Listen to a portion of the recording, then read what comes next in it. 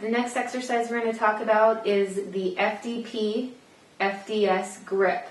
That's the flexor digitorum profundus and flexor digitorum superficialis muscles, which flex the DIP and PIP joints of your hand. With the DIP and PIP joints flexed, you want to grip over the top of the knob, producing the rotation of the knob turn.